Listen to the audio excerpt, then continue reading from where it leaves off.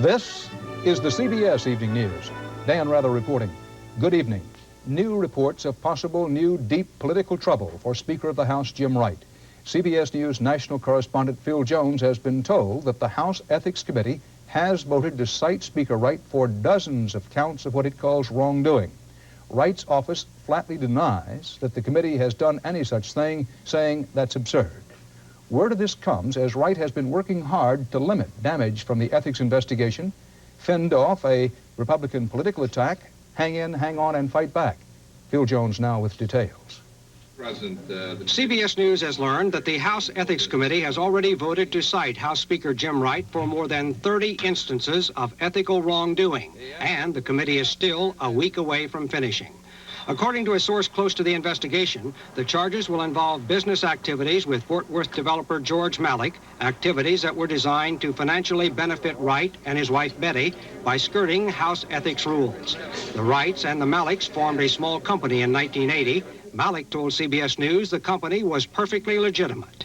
It was a small corporation between friends, much like an investment club. We did this back in 1979. We wanted to dabble in business together. In this document obtained by CBS News, a defense of Wright's activities, it states that the committee's investigator has concluded that the Wright-Malik company, Malightco, was an artifice or a conduit to pass gifts to the Wrights. According to the allegations, the Wrights were furnished a cut-rate Fort Worth apartment, and Mrs. Wright received an annual salary of $18,000, plus use of a company car, which she brought to Washington and purchased only after learning that the Ethics Committee was investigating.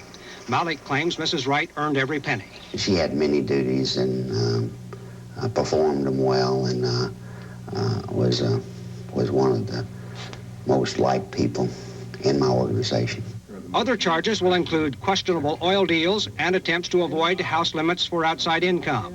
Wright is expected to be cited for alleged wrongdoing by himself and his staff for converting honoraria to the purchase of his book, Reflections of a Public Man. Southwest Texas State University was one organization surprised when it received a call from one of the speaker's assistants after Wright had lectured. Said that the speaker wanted to use the honorarium to provide Southwest Texas with copies of his book. A spokesman for Wright said tonight that it is absurd to say the committee has voted to cite the speaker for more than 30 allegations. The final report is not expected out until next week. Dan? Thanks, Phil. Two former combat Marines face to face at the Oliver North criminal trial today. For the People, prosecutor John Keeker closely questioned North's long attempt to portray himself as just following orders in secretly getting missiles to Iran and then personally taking charge of some of the millions of dollars that resulted. Did North ever take any of the money for himself? Is one core question. Rita Braver reports on North, under oath and under cross-examination. For prosecutor John Keeker, it was the big day. After 9 weeks of trial, he finally went one-on-one with Oliver North, and there were no holds barred. From the beginning, Keeker tried to portray North as a common thief, taking kickbacks from General Richard Secord, the man North brought in to run the Iran-Contra initiative.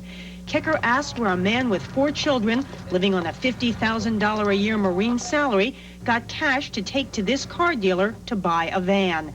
North insisted that the money came from a $15,000 cash fund he kept in a steel box bolted to his bedroom closet floor. But Keeker pushed on. Didn't North go to see Secord on the day he bought that van and get $3,000 from him? I don't recall, North said. Keeker showed him Secord's records of the payment. And what about the security system Secord bought for North's house? North admitted trying to create a phony record of the purchase. It was one of the stupider things I've ever done. In fact, Keeker suggested, you had accepted fairly loose standards at the NSC. You said that, North snapped. I worked my tail off. And Keeker took a shot at North's frequent insistence that his orders came from a man who is now dead. For example, the order to set up Swiss bank accounts for Contra funds. And the late CIA director, William Casey, thought that was a great idea. North thundered back, and if the late William Casey were still alive, he'd be here to testify to it. Keeker, you bet he would. It was a far cry from the gentle questioning earlier today when defense attorney Brendan Sullivan led North through the phone call North received from President Reagan the day North was fired from the White House. He said, "You're an American hero." And the day ended with North declaring that as the Iran-Contra initiative unraveled, Secord told him, "Someone ought to stand up and acknowledge this. We are on the side of the angels." Tomorrow, Kecker will resume his effort to convince the jury that North is in fact on the other side. Rita Braver, CBS News at the federal courthouse in Washington. President Bush's drug policy coordinator today talked up details of a high-publicity drug crackdown in Washington. The millions to pay for it will be diverted from other drug programs. Which ones? Not specified. This comes amid the growing embarrassment of having the nation's capital be known as the murder capital because of record-high drug-related violence. CBS News White House correspondent Wyatt Andrews has our report.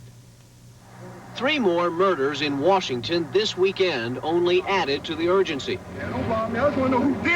The president's first formal battle in the war on drugs will now be an $80 million assault on the drug-related crime spree in the nation's capital. Drug czar William Bennett called the emergency action necessary because the administration of D.C. Mayor Marion Barry proved incapable of handling the problem. Here, where the problem is so glaring, so out of control, serious questions of local politics and governance can no longer be avoided or excused.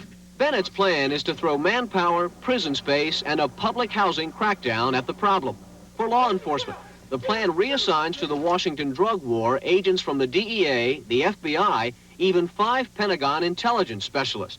The government will also build 2 new area prisons, possibly on military-owned land, and will immediately transfer 250 D.C. prisoners to free up local jail space.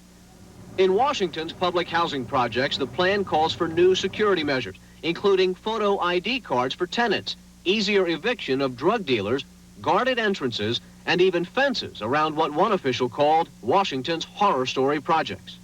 So we welcome the idea of Washington being a model. This afternoon, Mayor Barry acted as if unaware of the blistering critique clearly directed at him. I'm also pleased that Secretary Bennett underscored so many permanent areas of agreement. Barry said he'd accept the federal help, but was in no mood to accept questions. Congress, meanwhile, was asking the questions. How can the Bush administration spend $80 million to wage a drug war in just one city? The people of Washington, D.C. are no more entitled to protection than the people of Aramingo Avenue in Philadelphia, Pennsylvania.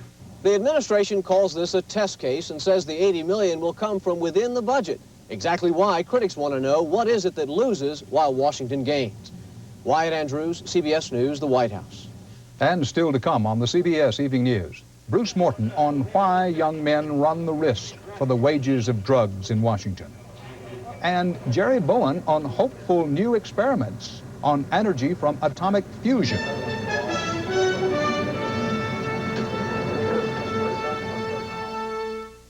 Arthritis pain acts up. Even little things are a big effort. But I don't take aspirin anymore. I take Advil. Advil gives me hours of relief from arthritis pain, and it's gentler to my stomach than aspirin. Advil, advanced medicine for pain. New promise, puzzle, and mystery tonight over what may be a momentous advance in fusion nuclear energy research, first claimed recently by scientists in Utah. Researchers in Texas and Georgia are now claiming similar results. The potential is tremendous. Still, no one knows for sure whether this is the breakthrough to a simple, almost limitless supply of clean nuclear energy. CBS News correspondent Jerry Bowen has the latest on what doubters call the fusion confusion. They can't explain exactly how or why it works, but researchers in Georgia and Texas said today they've duplicated parts of the Utah experiment that created such a tempest in a test tube. The claim that nuclear fusion can be achieved at room temperature. Georgia Tech scientists say their experiment produced high levels of neutrons, confirming nuclear fusion is taking place. It's so fantastic that simply to confirm it is a major thing. And researchers at Texas A&M University say their experiment, like Utah's, produced excess energy. More energy comes out of the electrochemical cell than is put into the cell. We have run the experiment using 4 different amounts of electric current and have found that excess energy varies between 60 and 80%. Less than 3 weeks ago, Utah researchers rocked the scientific world with the claim that mixing common metals and heavy water at room temperature produces nuclear fusion, energy generated in excess by fusing two atoms rather than splitting them as nuclear power plants do. Potentially, the process promises a clean, cheap, inexhaustible energy source. And University of Utah chemist B. Stanley Pons said the Texas results prove his original research is no fluke. I mean, this is something that I think any reasonable scientist can do if they sit down and give it the time and design the proper experiment. Scientists at Brigham Young University also claim to have duplicated the Utah experiment, but with far less excess energy and very low levels of neutrons. Skeptics say that real fusion would produce trillions of neutrons, not the hundreds researchers at BYU and Georgia Tech have measured so far. Certainly what these people are not seeing is fusion as we know it. That's obvious. You don't start out saying, I got heat, and it's fusion. You start out saying, I've got heat, and I got to check all the simple things it might be. Meanwhile, a dozen labs in this country continue trying to duplicate the Utah work, trying to shed more light on the source of all that heat. Jerry Bowen, CBS News, Los Angeles. The official Soviet press reported today that an electrical short circuit may have set off the fire that sank a nuclear submarine off the coast of Norway Friday. The Soviet report said rescuers have found the bodies of 19 of the 42 sailors killed. 27 survivors are still hospitalized. In Washington, the U.S. State Department said it accepts the judgment of Norwegian experts that no significant radiation has escaped from the wreck. The Soviets say the crew shut off the ship's reactors before it went down. A general strike closed factories, stores, and schools today in the Soviet Republic of Georgia, and 2 more people died, bringing the death toll to at least 18 from yesterday's clash when Soviet troops attacked protesters demanding independence from Moscow. Foreign Minister Edward Shevardnadze, a native Georgian, also arrived on the scene today. He called off a trip to East Germany to try to resolve this latest challenge to the Kremlin's rule.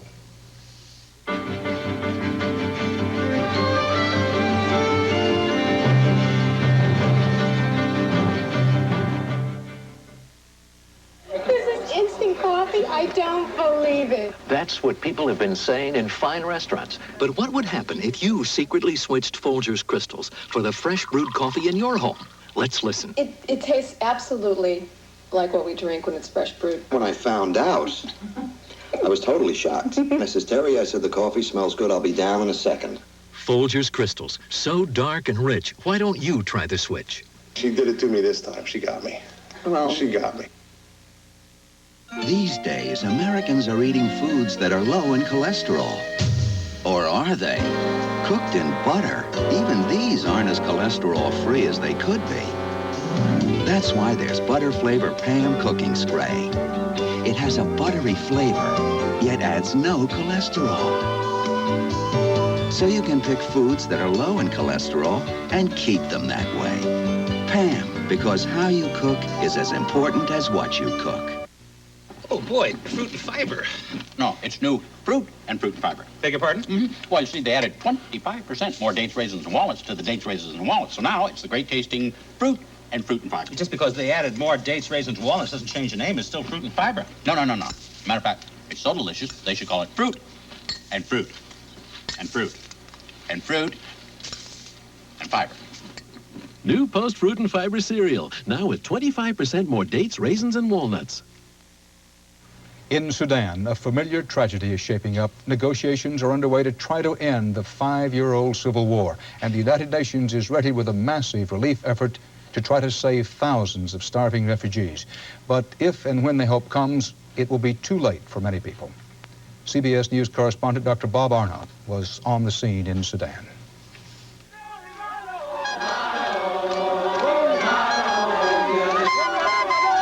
The rebels in southern Sudan have just broken through government lines again.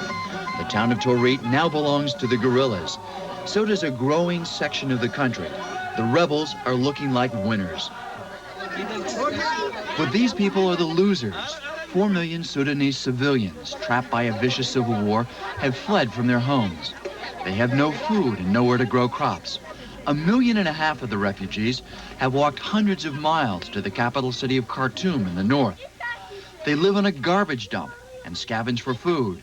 In the south, 250,000 people died of starvation last year, and the United Nations says 100,000 more could die this year. Many of the victims are children, like 4-year-old David Lomery. Now, this child has been malnourished for a long time. This is not a new illness. I mean, almost no muscle here on the legs, a large tummy, reddish hair. There is plenty of donated American food in nearby countries to feed children like David. But forces of the Sudanese government have blocked food to rebel-held areas. The United States has also been reluctant to supply food and upset its ally in the north. Why is it there was no U.S. aid until just very recently? Politics. It has to do with the way the U.S. government looked upon the situation in southern Sudan, and that's it. American relief organizations are trying to supply food to government-held areas, but it is a very risky operation. Juba is the last major city in this part of the Sudan that's still held by the government. It's completely surrounded by rebel troops that shell it daily. These C-130s are the last lifeline in. To avoid being shot down by enemy fire, they descend down, as we are, at a 45-degree angle, 2,000 feet per minute. Despite this delivery operation, conditions in Juba are desperate. In the hospital, there are no lotions to soothe burns and no antibiotics to treat victims of a raging, deadly outbreak of meningitis. At the present time, we don't have any drugs in the hospital. The rainy season is about to begin in southern Sudan, and both sides in the war have just agreed to allow international relief trucks into the area. The United Nations convoy will have to bypass destroyed bridges and active war zones. A dangerous operation, but it's the only chance for children like David and thousands of others. Dr. Bob Arnott, CBS News, behind rebel lines in Torit, southern Sudan.